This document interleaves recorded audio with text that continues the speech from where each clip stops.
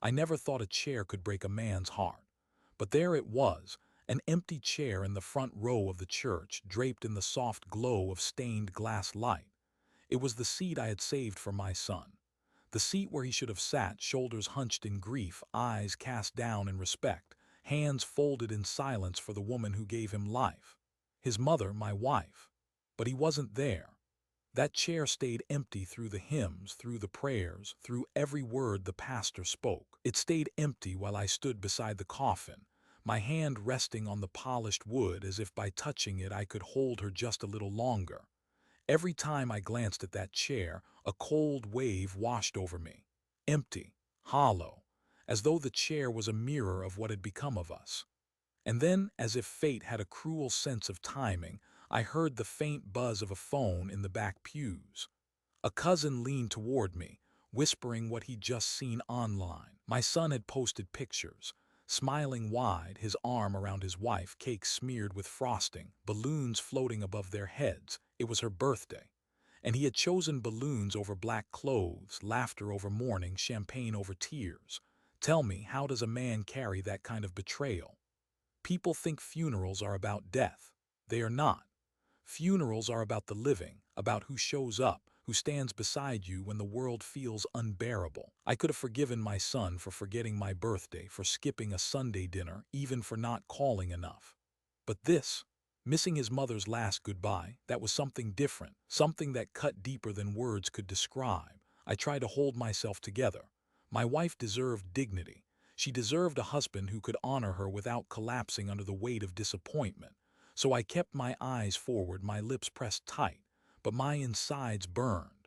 My throat ached. I wanted to scream, "Where are you, son? Don't you know she's gone? Don't you know this is the last chance you'll ever have to honor her?" But I didn't scream. Instead, I looked at the empty chair. I let it speak for itself. After the service, people came up to me. They offered hugs, gentle pats on the shoulder, whispered condolences, but woven in their kindness was something else, something sharp. I could see it in their eyes, hear it in their pauses. They were wondering where he was. They didn't have to ask. I knew they knew. And knowing that others saw my son's absence made the wound sting even more. I walked out of that church alone, though I was surrounded by people. The air was crisp, the kind of cold that sneaks into your bones. I thought about how my wife used to wrap a scarf around my neck, fussing over me as if I were still a boy. I thought about how my son used to cling to her hand when he was small, crying if she stepped out of sight for even a moment. And now he had chosen cake and candles over her casket. Do you see the irony? Life gives us choices, and sometimes the choices define us more than anything else.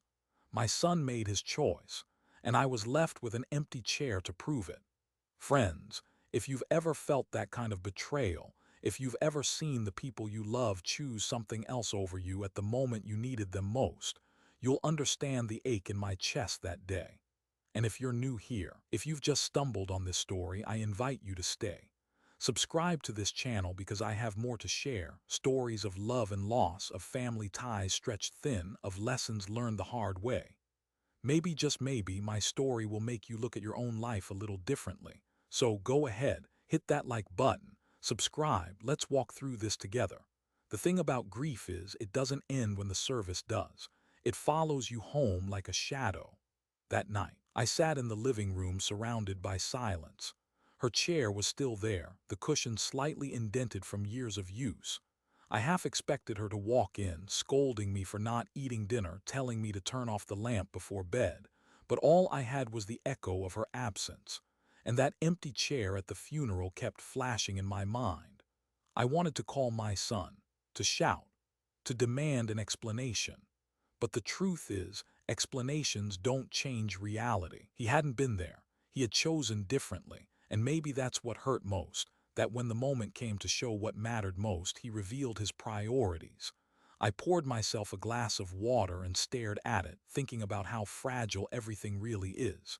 You think you have time. You think you can always make it up later. But later never comes for the dead. Later never brings back the chance to say goodbye.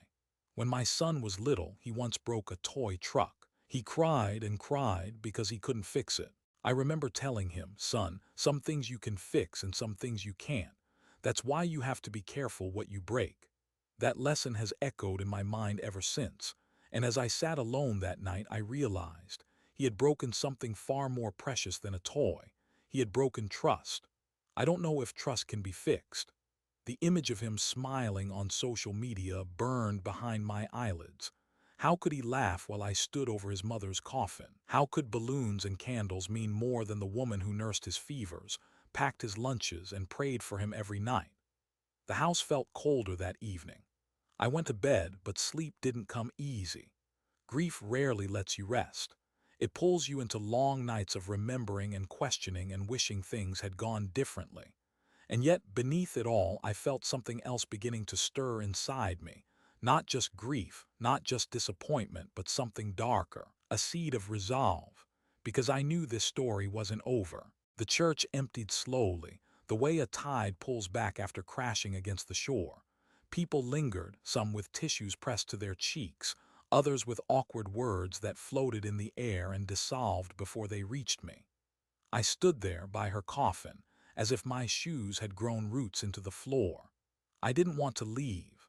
I wasn't ready to, because walking away meant admitting it was final, that the woman I had shared 50 years with was no longer breathing, no longer cooking Sunday meals, no longer humming to herself in the garden. She was here, but not here. The coffin's wood was smooth beneath my palm, polished enough that I could see my own face in it. And in that reflection, I didn't see myself. I saw the lines of a man left behind. A man who had given everything to family, only to stand at this moment alone. It wasn't just that she was gone. It was that our son hadn't been there to say goodbye. That truth pressed against my chest like a stone I couldn't move. I heard the faint shuffle of shoes behind me. It was Martha, my wife's best friend. She whispered, "She loved you so much, you know that, don't you?" I nodded. Words felt dangerous, like they might shatter me if I let them out. "She used to tell me," Martha continued, her voice trembling, "that no matter what happened, you were her safe place. She said you carried her in ways no one else could." I wanted to answer, but my throat closed. Safe place. The words dug deep. I had been her safe place, but I hadn't been able to save her from the one thing that takes us all in the end. Martha placed her hand on mine for a moment, then slipped away. I was left with the silence again. The pastor came forward next. He was a kind man, younger than me by at least 20 years. He spoke gently, as if talking to a wounded animal. "It's time, sir. We'll need to close the casket." I couldn't move. My feet refused to obey. "Just a little longer," I whispered. He hesitated, then gave me a nod of understanding. He stepped back, leaving me with her. I leaned closer, my forehead nearly touching the wood. "I'm sorry," I whispered. "I'm so sorry." What was I sorry for? For not saying "I love you" enough. For every time I came home late from work. For not being able to keep our son by her side on this day. I didn't know. Grief has a way of stirring up every regret you've ever buried. I wanted to believe she heard me, that somewhere her soul floated above, catching my words as they broke apart in the air. The empty chair burned in my mind again, the absence of our son. I wanted to tell her he didn't come love, he chose something else, but I couldn't. I couldn't stain her memory with his choice, so I kept it inside, swallowing it like poison. Finally, I stepped back. My hand lingered on the coffin a moment longer before I let go. The lid closed with a soft, final thud. That sound, God. That sound, it echoed through me like a door slamming shut on everything we had shared. People say that when someone you love dies, a part of you dies with them. I don't think that's true.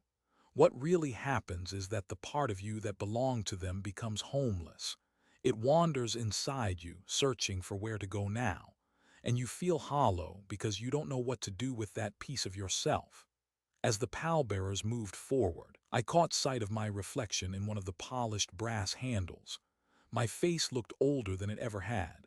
Not just old, tired, weary in a way sleep could never fix. We carried her out together, though it felt like I was carrying her alone. Each step down the church aisle was heavier than the last. Outside, the cold air hit my lungs. I tilted my head toward the sky. The clouds hung low, thick and gray, as if the heavens themselves were mourning her. The graveside service blurred around me. Words from the pastor, more tissues, more condolences. People tossing roses onto the casket as it lowered into the earth. And me gripping the edge of the coffin one last time before it disappeared from sight. I stayed after everyone else had gone, even the pastor, even Martha. The cemetery grew quiet, only the wind moving through the trees. I talked to her then, out loud. "They all said you were the heart of this family," I murmured. "And they were right. You kept us together. You softened me when I was hard. You lifted him when he fell, and now he couldn't even be here." My voice cracked. "What do I do with that, love? How do I forgive him for this?" A bird took off from a branch above me, wings cutting through the silence. I watched it until it vanished. I realized then that forgiveness wasn't even the question. The real question was whether I could look at my son the same way again, whether a bond so sacred as mother and child could survive a betrayal this sharp. As I turned to leave, I looked back at her grave one more time. The dirt was piled beside it, waiting to cover her. It struck me how quickly we cover over the ones we love, how swiftly we try to hide what hurts us. Maybe that's why grief lingers, because no matter how deep you bury it, it still finds a way to rise.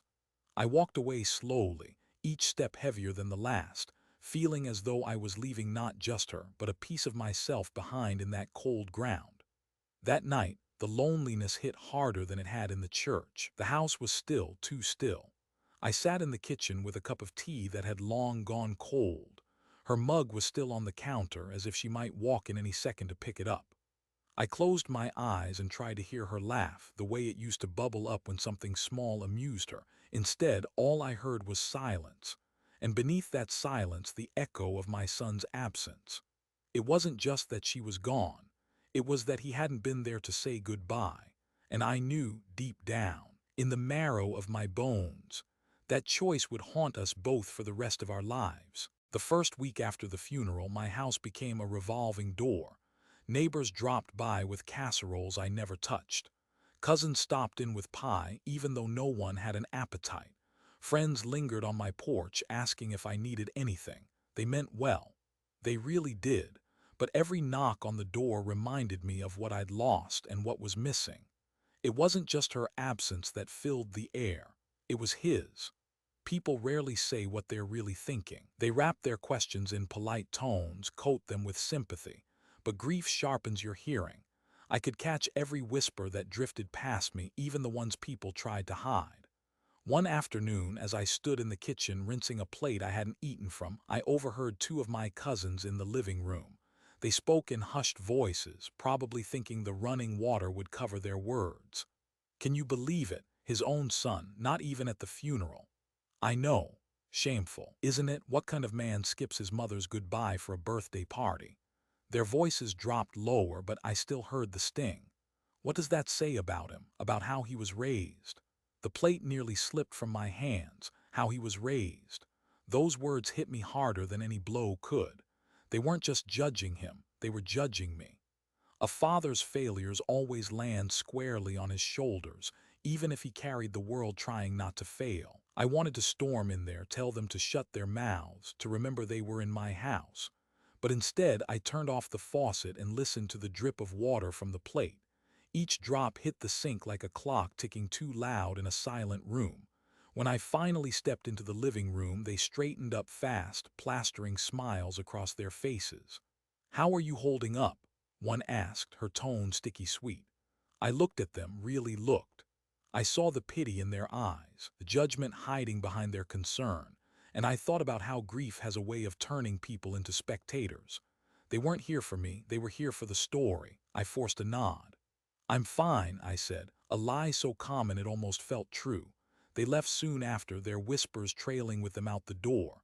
But the whispers didn't stay gone, they followed me. At the grocery store, at the mailbox, even at church the following Sunday. I caught people glancing at me, their conversations halting when I walked by. "Did you hear? Can you imagine? His poor wife." They didn't say his name out loud, but I didn't need them to. I could feel it. I carried it on my shoulders everywhere I went. The worst part wasn't the judgment itself. It was the fact that they were right. Because how do you defend a son who chooses balloons over a coffin? How do you explain a man who smiles wide on social media while his mother is lowered into the ground? You can't. That night, I sat alone in the living room again. The house smelled faintly of flowers from the funeral, the kind that had already begun to wilt. I stared at the framed photograph of her on the mantel. She was smiling in the picture, her eyes lit with a kindness that could melt anyone. I whispered to her photo, "They're talking love. They're saying things about him, about us." And I don't know what to say back. The photo gave no answer, of course. Just her frozen smile, forever kind, forever forgiving. I thought about calling him, about demanding to know if he realized what people were saying. But then I imagined his voice, defensive, maybe even dismissive. "Dad, it was her birthday. You don't understand." And maybe I didn't, or maybe I understood too well. Maybe he thought his new family, his wife, needed him more in that moment. Maybe he convinced himself there would be time later to honor his mother. But later never came. Later never comes for the dead. The whispers grew louder the next day when I went to the diner. It's the kind of place where everyone knows your name and everyone knows your business. I slid into a booth by the window, the same one my wife and I used to share. Two women sat at the counter, coffee cups in hand. They didn't notice me at first. "I saw the pictures," one said, shaking her head. "Can you believe it?" Smiling like nothing happened. "Kids these days," the other sighed.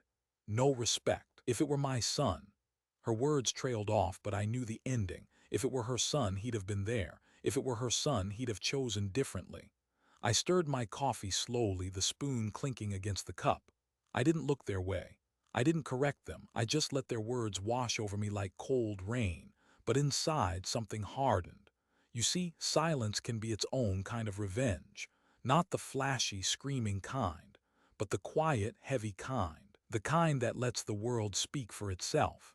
And in those whispers, my son's choice was already writing his punishment. When I left the diner, I passed by the old hardware store where I used to take him as a boy.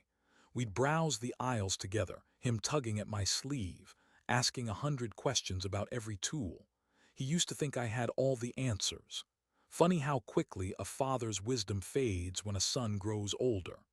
Now, the only question that mattered was the one echoing in my head. What does a man become when he chooses laughter over loyalty? I didn't have the answer yet, but I knew time would give it to me.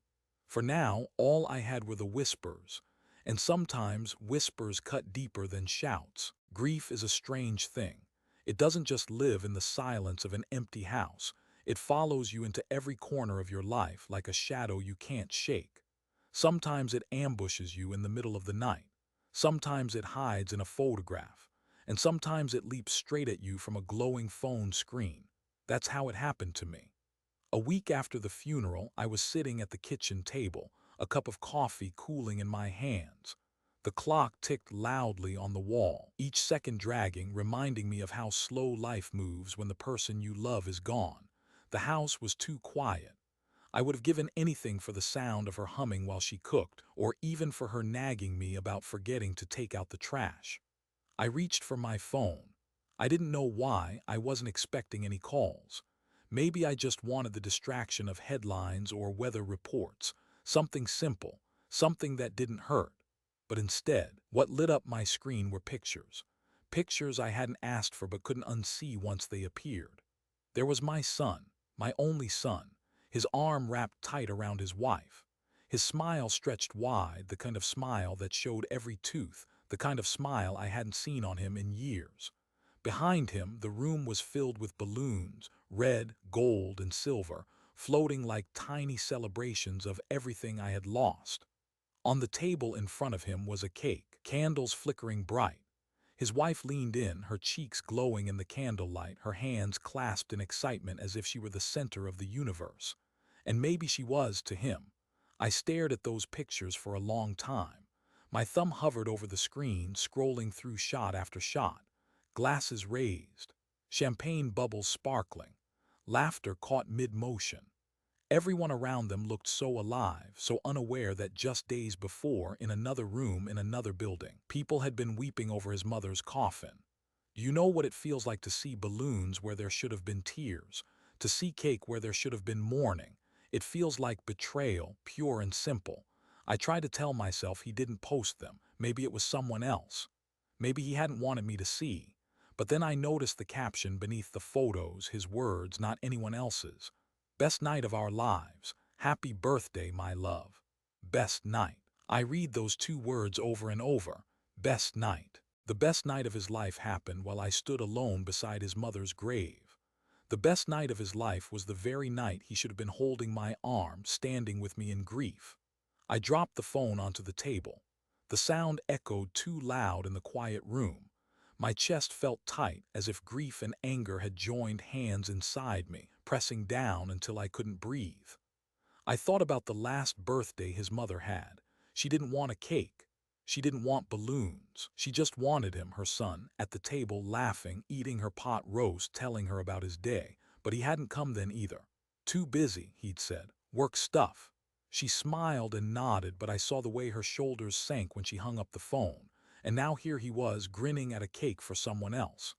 I stood up, restless, pacing the kitchen. My hand brushed against her mug on the counter, the one she'd used every morning for tea. I picked it up and held it, the handle warm with memory though the mug itself was cold. "Do you see this?" I whispered as if she could hear me. "Do you see what he chose?" The mug, of course, gave no answer. But deep down, I knew she wouldn't have been angry like me. She would have found a way to understand. That was her gift, always softening what life made hard. She would have said, "He's young. He doesn't realize what he's done. Forgive him." But I wasn't her. The image of those balloons wouldn't leave me. They floated in my mind like accusations, bright and colorful against the black and white grief I carried. Every time I closed my eyes, I saw them bobbing in the air, tied to his choice, tethered to his betrayal. I remembered the funeral, the empty chair, the way people whispered, the way I felt when the coffin closed. And now this, his joy broadcast to the world while mine was buried under dirt. Do you know what silence feels like when it's filled with pictures? It feels louder than shouting. That night I couldn't sleep. I lay in bed staring at the ceiling, the glow of the phone still burning in my mind. I tried to imagine what he must have told himself. Did he convince himself she wouldn't have minded? Did he think birthdays come once a year, but funerals? Well, you can't change the dead, can you? I don't know. What I do know is this. Life reveals us in the moments we think no one is watching. His moment was here, and he revealed himself. In the morning, I brewed another pot of coffee. The kitchen smelled like it always did, but it felt different, colder. I poured a cup and set another mug across from me out of habit for her. The mug stayed untouched, a cruel reminder. I glanced again at the phone. The pictures were still there, smiles, laughter, balloons. I realized then that grief doesn't just come from loss. Sometimes it comes from comparison, from the cruel contrast between what you are living and what someone else has chosen. My wife deserved tears. Instead, she got balloons. And I was the only one left to notice the difference. Grief plays tricks on you. One moment you're staring at an empty chair, and the next, your mind drags you backward, pulling old memories like photographs out of a dusty box you didn't ask to open. That's what happened to me. The night after I saw those birthday pictures, I sat alone in the living room, the lamp casting a soft circle of light around me. The rest of the house was dark, and in that half-light I remembered my son, not as the man who smiled beside balloons, but as the boy who once couldn't bear to be away from his mother. He was 3 when I first noticed it. Every time she left the room, even for a minute, he'd cry. His little legs would stumble across the carpet, his arms reaching, his voice breaking. "Mama, Mama." He'd call like the world might collapse if she didn't turn back. And she always did. I can still see it, her crouching down, gathering him into her arms, whispering into his hair, "I'm right here, sweetheart. I'm not going anywhere." Back then, I used to tease her. "You're spoiling him," I'd say. "He'll never learn to stand on his own." She would smile, that knowing smile of hers. "One day he'll grow and he won't need me like this, so I'm going to hold him while he still wants me to." She was right, of course. She was always right. When he was 5, he fell off his bike for the first time. Scraped his knee so badly the blood trickled down his shin. I rushed over, ready to carry him inside, but he pushed me away and wailed, "I want Mama." She came running, apron still on, flour dusting her hands. She knelt, cleaned his wound, kissed the bandage as if her lips alone could take away the pain. And you know what? To him, it worked. He stopped crying.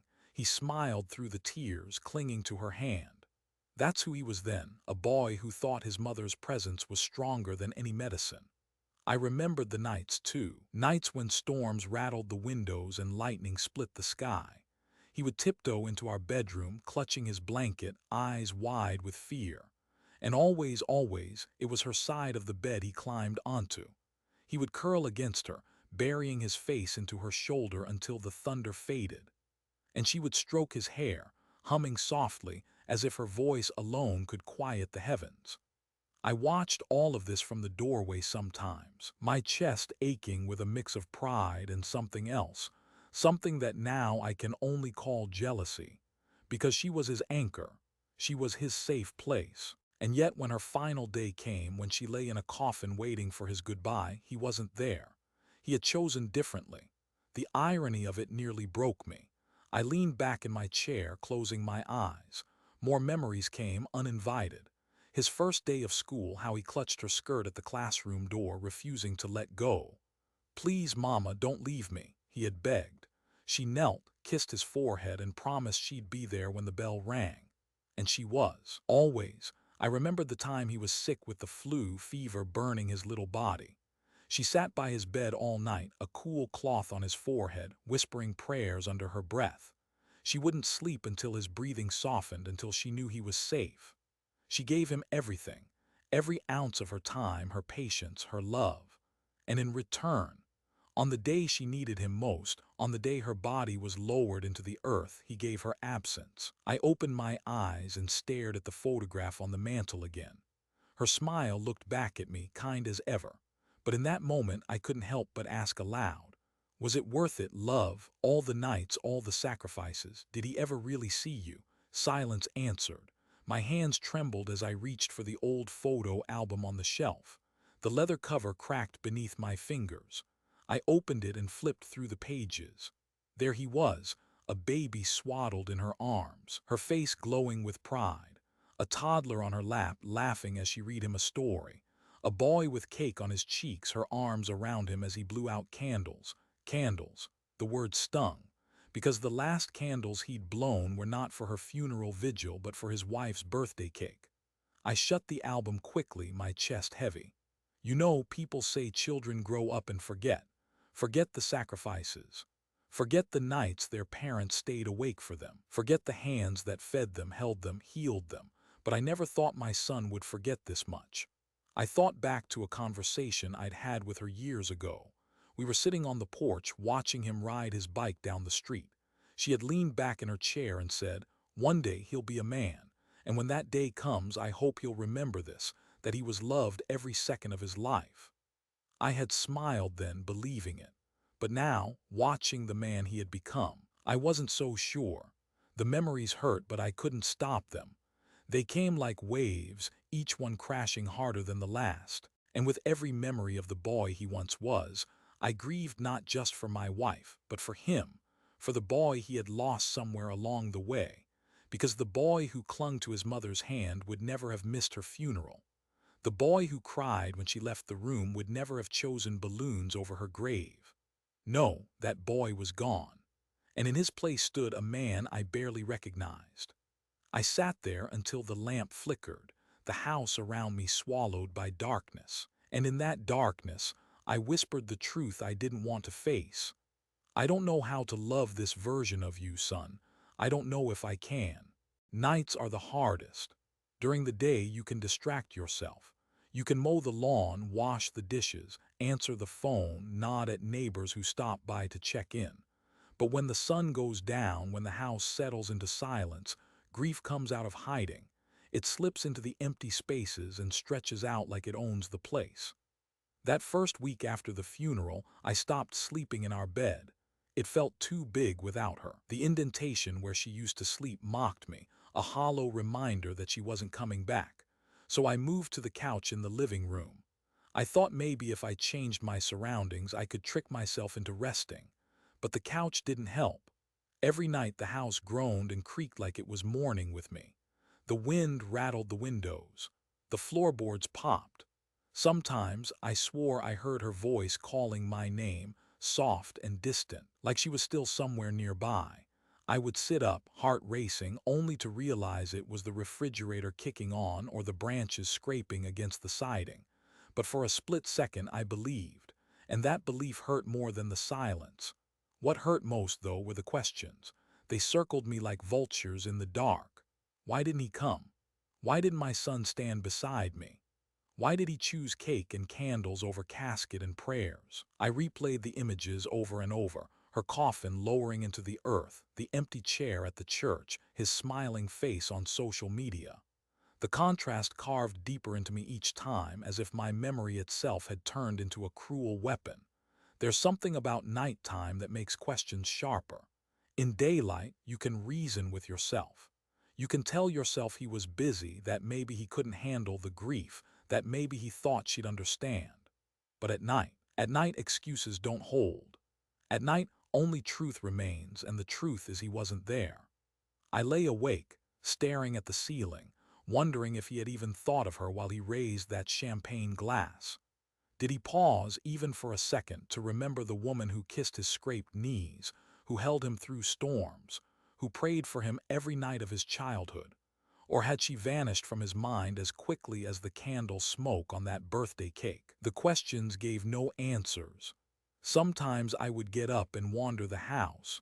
I'd walk into the kitchen, touch her mug still sitting on the counter. I'd go into the bedroom, trace my fingers over her dresser, smell the faint trace of her perfume still clinging to the scarf draped across the chair.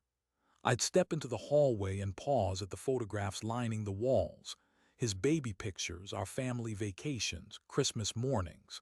Each photo was like a ghost staring back at me, asking the same question I was asking. Why wasn't he there?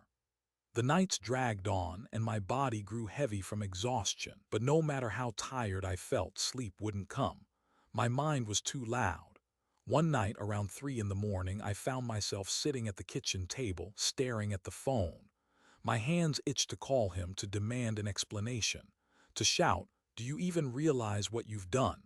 But I didn't call, because deep down I already knew what he would say. He'd tell me it was complicated. He'd tell me it was her birthday, that she needed him. He'd say his mother would have understood, and maybe he would even believe it, but I couldn't. I pressed my palms against the table, trying to steady myself. The wood felt cold beneath my skin. I whispered out loud, as if she were still listening, "Tell me what to do, love, because I don't know how to carry this alone." Silence answered. Silence always answered. The clock ticked louder in those moments. Each second felt like it stretched into eternity. I thought about all the nights she and I had shared together, how we used to sit side by side, watching late-night reruns, laughing quietly so we wouldn't wake him, how she would rest her head on my shoulder, her hand slipping into mine as naturally as breathing. Now I sat at the same table, my hand empty, my shoulder cold, and still the questions gnawed at me. Why did he choose her birthday over his mother's funeral? Why did he smile while I cried? Why did the boy who once clung to her hand now walk away so easily? I wanted answers, but all I had were nights. Long, endless nights that stretched on without mercy. I don't know when grief turns into something else, when sorrow hardens into bitterness, when disappointment begins to resemble anger. All I know is that somewhere in those sleepless nights I felt a shift. A heaviness settled into me, not just from losing her, but from losing him in a way too. Because what is a son if not present in the moment that matters most? And if he isn't there then, will he ever truly be there again? The questions circled, night after night. And each morning, when the first gray light touched the windows, I realized the same truth. There were no answers, just silence, just me, just the nights. It was raining that night, the kind of rain that doesn't fall but lashes. Sheets of water slashed against the windows, the gutters overflowed, and the trees outside bent low as if bowing to something greater than themselves. I sat in the living room, the lamp throwing a weak glow across the carpet, Sleep had long abandoned me. I stared at the framed photograph of her again. My wife. Her smile was frozen in that picture, but in my head I could still hear her voice, soft and steady. Take care of him no matter what. I whispered into the storm, I don't know if I can anymore. And that's when I heard it, 3 knocks, not loud, not timid, just enough to make the old wood door tremble against its frame. At first I thought the wind was playing tricks on me, but then came another set of knocks, clearer this time. My heart stuttered. Midnight knocks never bring good news. I stood, the couch creaking under my weight. My feet felt heavy as I crossed the room. The rain roared louder as if urging me forward. When I opened the door, there he was, my son. He stood on the porch, soaked through. His hair plastered to his forehead, his jacket clinging to him like a second skin. His eyes, God, his eyes, looked nothing like the smiling ones I had seen on that birthday photo. They were tired, red, hollowed out. For a moment we just stared at each other. The rain crashed down around him, dripping from his chin, pooling at his feet. My throat closed, words caught somewhere between anger and love. Finally he spoke. His voice cracked, raw. Cha Khan C letter 1E7N Cha Jiup. The storm seemed to hush for a heartbeat, as if giving space to his words. I gripped the door frame, my knuckles white. 1,000 things rushed through me in that instant. The empty chair at the funeral, the whispers, the balloons, the cake. And now here he was, wet and desperate, asking for help. I wanted to slam the door. I wanted to pull him into my arms. I wanted to shout, to weep, to demand answers. Instead, I stepped aside silently. He walked in, dripping water onto the floorboards that once echoed with his childhood footsteps. The house smelled of rain and old memories. He stood in the middle of the living room, shivering slightly, looking smaller than he ever had, even smaller than when he was a boy hiding from thunderstorms in his mother's arms. I offered him a towel. He took it, mumbling a C letter 1EA3M on, so quiet I almost didn't hear it. For a long moment, neither of us spoke. The clock ticked on the wall, steady, unbothered by the storm between us. Finally, I broke the silence. What do you need? My voice came out lower than I expected, steady but rough. He swallowed hard, eyes darting to the floor. Everything's falling apart, he said. Work, money, even, his voice cracked again. Even my marriage. I didn't know where else to go. I studied him. The boy who once clung to his mother's hand had grown into a man clinging to excuses, to desperation.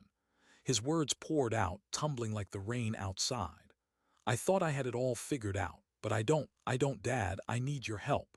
And there it was, that word again. Help. The irony nearly knocked the breath out of me. He hadn't been there when I needed him most, when she needed him most. But now, when his world was collapsing, he had come to me. I looked at him, my chest tightening with a storm of its own. I thought about the nights I lay awake, begging for answers. And now the answer stood in front of me, not to my questions, but to his. He wanted something. And for the first time in his life, I wasn't sure I was ready to give it. I didn't respond right away. Instead, I turned, walked to the mantel, and picked up the photograph of his mother. I held it for a long moment before placing it back. She would have wanted me to help you, I said finally. My voice shook, not from age, but from the weight of everything unsaid. He nodded quickly, almost eagerly, as if clinging to that small hope, but I wasn't finished. She would have wanted you to be here too on the day we laid her to rest. She would have wanted your presence, not your excuses. His shoulders sagged, the towel slipping slightly from his hands. His lips trembled, but no words came. The storm outside thundered, lightning flashing across the room. In that sudden white light, I saw him clearly, not the son I remembered, not the man from the birthday photos, but someone caught between shame and desperation. And for the first time, I realized this was my moment. Not his. Mine. The nights had given me no answers, but maybe, just maybe, this midnight knock was the beginning of one. The storm hadn't let up outside. Rain hammered against the windows as if the world wanted to wash everything away, the dirt on the sidewalks, the sins on our souls. Inside, the silence between us was even louder. He sat at the edge of the couch, towel still draped over his shoulders, his clothes damp and clinging. His hands twisted together, restless, like a boy who knows he's in trouble but can't find the words to explain himself. I leaned against the armchair across from him. I didn't speak. I wanted him to start. Finally, he did. "Dad," he said, voice low, shaky, "I messed up." Those three words opened something in me. Not forgiveness, not yet, but a crack in the wall I'd been building inside. He rubbed his face with both hands, exhaling hard. "Work's gone. The business," he stopped, swallowed. I thought I could handle it. I thought I was smart enough, strong enough. Turns out I wasn't. I borrowed money I shouldn't have, more than I can pay back. I stayed still, my eyes on him, though my chest felt like someone had tied a rope around it and pulled tight. "And it's not just that," he continued. "My marriage." He let the word hang in the air, unfinished. His eyes glistened, and for the first time in years he looked younger, not in age, but in weakness. "She doesn't look at me the same anymore. Not after what I've done. She says she doesn't recognize the man she married. Truth is, neither do I." His words tumbled out in fragments, broken pieces of a confession. He told me about missed payments, creditors calling at all hours, fights with his wife that started over money and ended with silence. He told me he hadn't slept in weeks, that the smile I saw in those birthday photos was a mask he wore for everyone else. "But inside," he said, his voice breaking, "I'm falling apart." I shifted in my chair, the old wood creaking. My mind flashed back to that empty chair at the funeral, to the whispers, to the balloons. And now here he was, unraveling in front of me, asking without saying the word outright, "Help me." I wanted to scream. "Where were you when I needed you? Where was this desperation when your mother lay in her coffin? Why do you come to me only when your world collapses?" But I didn't scream. I listened. Because maybe that's what fathers do. We listen, even when our hearts are cracked open, even when our sons have failed us in the cruelest ways. He leaned forward, elbows on his knees, hands clasped tight. His eyes finally met mine. "I don't deserve it, I know that. After what I did, after not being there," he stopped, swallowed hard. "I'll regret that for the rest of my life. But please, Dad, I need you now, more than ever." The words hung heavy in the room, heavier than the storm outside. I thought of his mother then, how she would have looked at him with soft eyes, how she would have reached across the space and held his hands. She would have forgiven him before he even asked. That was her way, but I wasn't her. I shifted, my hand tightening on the armrest. My throat felt raw, my voice when it came was low, almost hoarse. "Do you know what it was like standing there alone? Do you know what it meant to look at that chair and see it empty?" His face crumpled. He nodded quickly, tears welling. "I know, I do. And I'll carry that shame until the day I die. But right now, Dad, if I don't get help, I don't know how much more I can take." He buried his face in his hands, his shoulders shaking. For the first time since he was a boy, he cried in front of me. Real tears, raw and broken. I stared at him, my son, my blood. The same boy who once clung to his mother's hand, who once believed her kiss could heal any wound. Now, a man undone by choices, begging his father for a lifeline. And inside me, two voices battled.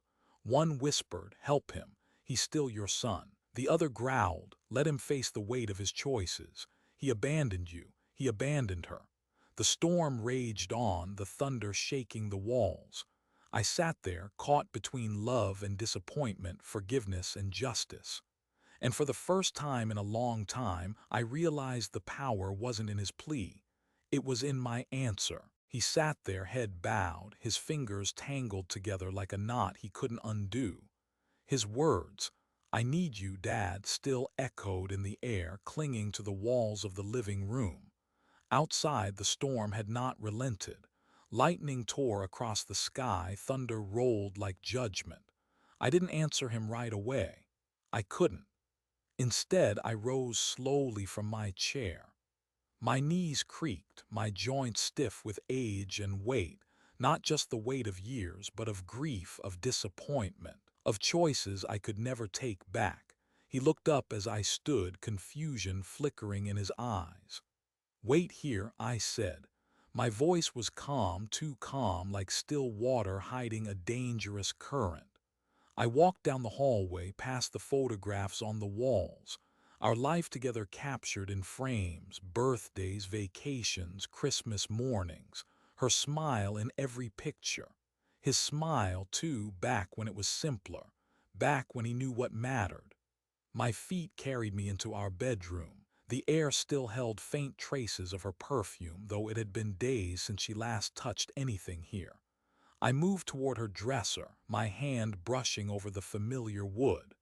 On top sat the things she used daily, her hairbrush, a small jewelry box, and a round mirror with a handle, the kind she had used for years. The mirror. It wasn't fancy. Just silver-plated, slightly tarnished, the glass worn but still clear. I remembered how she used to sit by the window, holding that mirror up as she pinned her hair, humming softly under her breath. She always said the mirror told the truth, even on days she didn't want to see it. I picked it up carefully as if it were fragile. Maybe it was. Maybe everything was. Carrying it back down the hallway, I felt the storm's rumble shake the floor beneath me. My son looked up as I entered the room again. His brows furrowed when he saw what I was holding. I walked over, stopped in front of him, and held out the mirror. He blinked. "What's this?" I didn't sit. I stood tall, the mirror extended between us. My voice came out steady, sharper than I intended. "Look into it." He hesitated, confusion clouding his face. "Dad, I don't." "Look," I repeated, firmer this time. "Before you ask me for anything, before you say another word, look." Slowly, almost reluctantly, he reached out and took the mirror from my hands. He held it up, angling it toward himself. The glass caught the lamplight, throwing a dim glow across his face. For a moment, he just stared. His reflection stared back, eyes swollen from crying, jaw tight with regret, hair still damp from the rain. "Do you see him?" I asked quietly. He frowned. "What do you mean? The man in the mirror, do you recognize him? Do you even know who he is anymore?" His grip tightened around the handle. He looked again, harder this time, as if searching for someone beyond the surface. His lips parted, but no words came.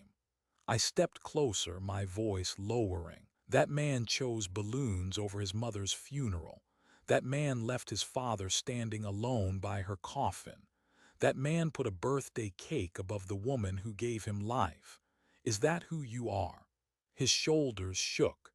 His eyes darted away from the glass, but I nodded toward it. "Don't look away, not from me, not from her. Look at yourself." The storm outside roared again, lightning illuminating his reflection in a sudden flash. For an instant, it was as if I saw both of them, my son and the boy he once was, layered in the glass. Tears slid down his cheeks. "Dad," his voice broke, I don't like what I see." I swallowed hard, my throat aching. "Neither do I." He dropped his gaze, his hands trembling. The mirror wavered, and for a second I thought he might let it fall, but he didn't. He held onto it, clinging to it like a lifeline. I sat down finally, my body heavy with everything unspoken. "You came here asking for my help, but the truth is, no matter how much I give, no matter what I do, if you can't face the man in that mirror, it won't mean a thing." He wiped at his face with the back of his hand, his breath uneven. "I know I failed her. I failed you. I failed myself. I don't even know how to fix it." I leaned forward, my elbows on my knees. "You can't fix the past. You can't rewrite the choice you made. That chair will always be empty, but you can decide who you'll be from this moment forward. And the only one who can answer that is the man staring back at you right now." The room grew still then. Only the storm outside moved, its rhythm pounding against the house like a heartbeat. He kept staring at the mirror, his tears dripping onto the silver frame. And I sat back, letting the weight of silence do what my words could not.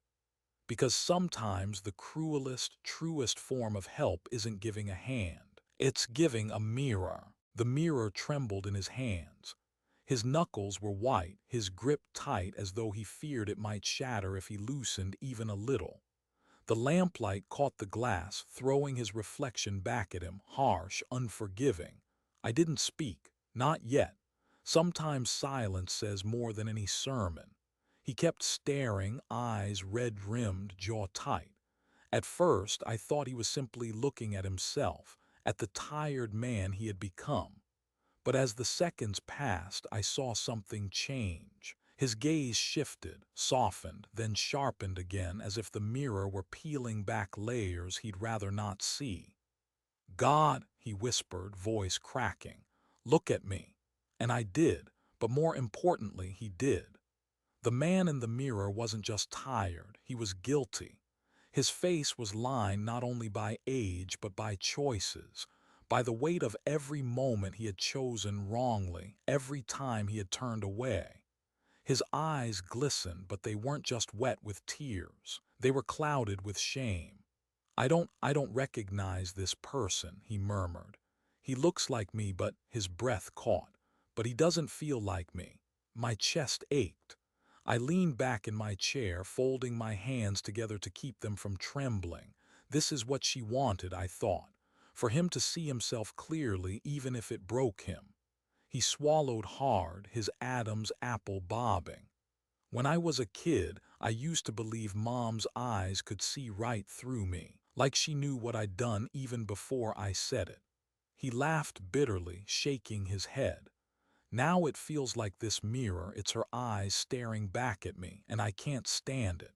He lowered the mirror slightly as if to escape the reflection, but I gestured for him to hold it higher. My voice came out low, steady. "Don't look away, not now, not after everything." His lip trembled. He raised it again, reluctantly. Another flash of lightning lit the room, and for a split second his reflection looked older, wearier, almost ghostly, and then he broke. The tears came fast, unrestrained. His shoulders shook, his chest heaving as sobs poured out. "I should have been there," he gasped between breaths. "I should have stood beside you, beside her, but I chose." His voice cracked into silence. I finished it for him, gently but firmly. "You chose balloons." He winced as though the word itself struck him. I thought there would be time later. I told myself she would understand. I told myself one day I'd make it up to her. But there is no later. She's gone, and I. His sobs grew louder, rower. "I can't undo it, I can't fix it." The storm outside roared, thunder rattling the windows, but inside his cries were louder. I sat there, my hands gripping the arms of the chair. Part of me wanted to get up, to hold him, to tell him it would be okay. But another part knew it wouldn't, not entirely. Some choices can't be undone. Some scars don't fade. "You can't bring her back," I said finally, my voice thick. "And you can't erase what you did. That chair at the funeral will always be empty. Nothing will ever change that." His face crumpled, the mirror lowering to his lap. He stared down at it, his tears dripping onto the silver frame. "Then what am I supposed to do?" he whispered. I took a deep breath, steadying myself. "You face it. Every day you carry it. You let it change you if you're brave enough. Because the man in that mirror, that's the only one who can decide who you'll be from here on out." For a long while he didn't respond. He just sat there staring at his own reflection, his chest still heaving. And I realized watching him that this was what real regret looked like. Not excuses, not explanations. Just the raw, unbearable weight of knowing you failed the people who mattered most. Finally, he lifted his head, eyes meeting mine. They were swollen, red, but clearer than before. "Dad, I don't deserve your help, not after what I did, but I swear to you if I ever get the chance, I'll spend the rest of my life trying to make it right. Not for me, for her, for you." My throat tightened. I wanted to believe him, part of me did, but another part, the part still standing at that coffin, still staring at that empty chair, remained unmoved. I nodded slowly. "We'll see, son. The mirror doesn't lie. One day, it will tell me if you've kept your word." The room grew quiet again, the storm outside finally beginning to fade. He held the mirror tighter as though it were both a burden and a lifeline. And me, I leaned back, exhausted. Not from the storm, not from the night, but from carrying the weight of both grief and love in the same heart. Because loving your child after they've broken you, that's the hardest kind of love there is. Life has a way of holding up a scoreboard we never asked for. Not in dollars earned or houses bought, but in the choices we made when it mattered most. I've been thinking a lot about that lately. Choices, priorities. The little ones, like whether to mow the lawn before the rain comes, or let it wait until tomorrow. And the big ones, like whether to show up for the people who need you when tomorrow isn't promised. Because let me tell you something I've learned. What you choose to show up for and what you walk away from, that's the story of who you are. My son didn't show up. His mother's funeral was not just a date on a calendar. It was her last moment in this world, her last chance to be honored by the people she gave her life to. And he chose something else. A birthday party, balloons instead of tears, laughter instead of silence. I don't say that to shame him, though God knows the shame is heavy enough. I say it because it's a reminder, to him, to me, to anyone listening, that priorities define us. And when we get them wrong, the price is higher than we ever expect. I've been carrying that empty chair in my mind like a stone in my pocket, heavy, always there. I can be washing dishes, raking leaves, or sitting right here talking to you, and suddenly I see it again. The chair that should have held him. The chair that sat vacant while the pastor spoke her name. That chair will never be filled. Not by apologies, not by explanations, not even by tears. It will remain empty for the rest of my life, a symbol of what happens when a man chooses wrong. And now I see him wrestling with his reflection, realizing too late what that chair means. I told him once, back when he was a boy who scraped his knee on the pavement, that some things can be fixed and some can't. You can patch up a toy, you can mend a torn shirt, but you can't undo the moment you weren't there when someone needed you. You can't rewind the clock to stand where you should have stood. The price of his priority. It's not just regret. It's the knowledge that he cannot give back what his mother deserved. And that price will follow him long after I'm gone. But before you think this story is just about him, let me say this. It's about all of us. We live in a world that keeps pulling us in 100 directions. Work, money, success, appearances. We tell ourselves we'll make time later for family dinners, for phone calls, for funerals. But later is a lie. Later never comes the way we think it will. I've seen too many men at the end of their lives holding regrets heavier than their bodies could bear. They didn't regret the meetings they missed or the paychecks they turned down. They regretted the ball games they skipped, the hands they didn't hold, the last goodbyes they chose not to give. That's the price of misplaced priorities. It isn't paid in money. It's paid in guilt, in silence, in empty chairs that stare back at you for the rest of your days. I'm not a preacher. I'm not here to hand out lessons from a pulpit. I'm just an old man who buried his wife and stood alone when his son should have been beside him. But if my story reaches you, if it makes you stop for a moment and think about who and what you're choosing, then maybe her death and his absence can still mean something. Because the truth is this: you don't get to choose how long you have with the people you love, but you do get to choose how you show up while they are here. My son thought he had more time. He thought a birthday cake could take precedence, that funerals could wait. But funerals don't wait. Death doesn't reschedule. And now he'll carry that mistake forever. He looks in the mirror now and sees a man he doesn't recognize. I look at him and see both the boy who once clung to his mother's hand and the man who abandoned her when she needed him. Both are true. Both will always be true.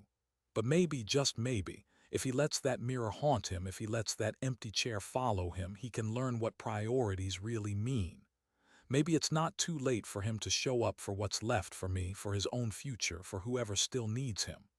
I can't decide that for him. No father can. We guide, we warn, we sometimes even break our hearts trying. But in the end, each man decides what his chair will look like in someone else's story. So I leave you with this, my friends. Ask yourself, what will be remembered about you? Will they say you were there when it mattered, or will they point to an empty chair and whisper about where you chose to be instead? The price of priorities is steep. Choose wrong and you'll pay with regret. Choose right and you'll leave behind love instead of questions. I know which one my wife chose every day of her life, and I pray for his sake, and maybe for yours too, that you choose the same. The storm had passed by morning. The air was cool, washed clean, carrying the faint scent of wet earth. I sat in my chair by the window, a cup of coffee in hand. Across from me, my son sat quietly, the mirror still resting on his lap. He hadn't said much since the night before. Neither had I. Sometimes silence says more than words ever could. The house was filled with it, silence that pressed against the walls, silence that carried weight, silence that reminded both of us of the voice missing forever. I studied him as he sat there, his shoulders slumped, his eyes fixed somewhere far away. He looked older than I remembered. Maybe it was the weight of the night, maybe it was the reflection still etched in his mind, or maybe it was the simple truth that regret ages us faster than time ever could. Finally, he spoke. His voice was quiet, almost a whisper. "I don't know how to make this right, Dad." I set my cup down gently. "You can't," I said, not unkindly, not with anger, just truth. "There are some things in life you don't fix, you carry them, they become part of you." He nodded slowly, his eyes glistening. "I'll never forgive myself." I sighed, leaning back. "Then maybe that's the start, not forgiving yourself so easily. Maybe living with that weight will teach you what matters. Maybe it will make you the kind of man your mother always hoped you'd be." He wiped his eyes with the back of his hand. The silence returned, thicker than before. I thought about her then, her laugh, her kindness, the way she always believed the best in him, even when he didn't deserve it. I wished she could have been here to see this moment, to see her boy finally breaking, finally facing himself. But maybe she had seen. Maybe she was somewhere above us, whispering into his heart, urging him to change. After a while, he stood, still holding the mirror. He placed it gently on the table between us like an offering. His voice trembled. "Thank you, Dad, for not turning me away." I looked at him for a long time before answering. "Don't thank me yet. Thank me when you've proven it, when the man in that mirror is someone worth being proud of." He nodded, swallowed hard, and turned toward the door. When the door closed behind him, the house felt emptier than ever, but not hopeless. Because for the first time, I saw in his eyes the beginning of something I hadn't seen in years: humility. Regret, yes, but humility too. And maybe, just maybe, that was enough to keep me going. I sat back down, picked up the mirror, and looked into it myself. The man staring back at me was tired, worn, scarred by grief, but he was also still here, still standing, still able to speak these words. And that, my friends, is why I've shared this story with you. Because maybe you've faced something similar. Maybe you've been the son who chose wrong, or the parent left staring at an empty chair. Maybe you've carried regrets so heavy you thought they'd crush you. Or maybe you're still in time to choose differently. Whatever your story is, hear me when I say this: priorities matter. The people you love matter. And when the final chapter of your life is written, it won't be about the money you made or the parties you attended. It'll be about whether you showed up, whether you chose presence over absence, whether you left behind love or regret. My son will carry his choice for the rest of his life. And I will carry mine too, the choice to hand him a mirror instead of money, to let him face himself instead of rescuing him too easily. That was my last word to him. And now this is my last word to you. Hold close the people you love. Show up while you can. Don't let balloons take the place of tears. Because when the day comes, and it will come, there won't be another chance to sit in that chair. And to you, dear listener, thank you for walking with me through this story. If you've stayed until now, I'm grateful for your time, your heart, and your willingness to listen. May you hold your family close. May you forgive when you can, stand firm when you must, and always choose love while you still have the chance. Take care of yourselves, my friends, and may health and peace be with you and your loved ones.